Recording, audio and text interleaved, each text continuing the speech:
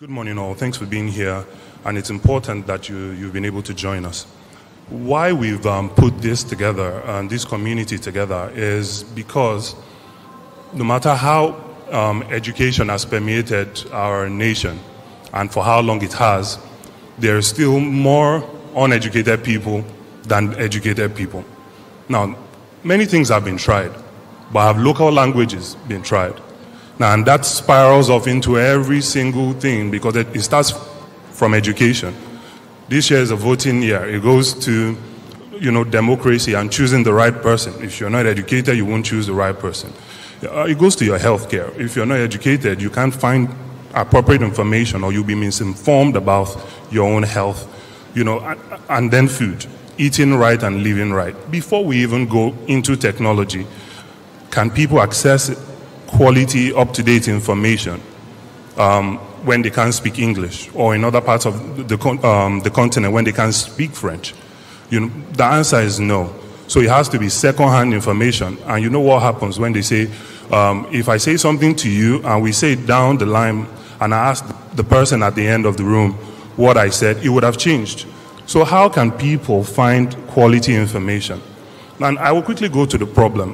Growing up, I grew up in a Yoruba family, and at a certain age, they told me not to speak Yoruba, that Yoruba was vernacular.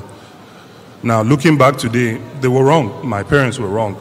I would look them in the eye and tell them that, because the reason they said that was they felt that the indigenous language would affect how I speak English, right? I don't know if I have an accent, but if I do, what's wrong with my accent? I'm African anyway, right? So we have to push our indigenous languages just so that we can help not only ourselves, but we can help people who suffer from the inequalities of our society, women, children,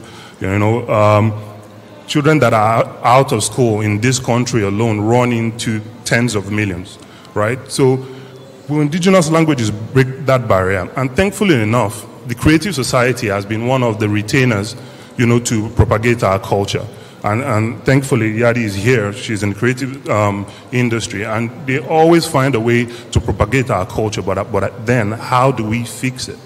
And our style of fixing it is using technology, and it's the first time ever where there's adequate technology to not only store our languages, but also to propagate it so that everybody can participate. Imagine if you could speak Yoruba to the Siri on your phone. Imagine if you could set timers, if you could set calendars, if you could send emails in your local language. Now, you might not be proficient in that, but through technology, a lot of people who are currently speakers can learn more about their languages. And furthermore, it can expand to people who can only speak that language. And through technology and artificial intelligence, that's what we're trying to do at the Center for Digitization of Indigenous African Languages.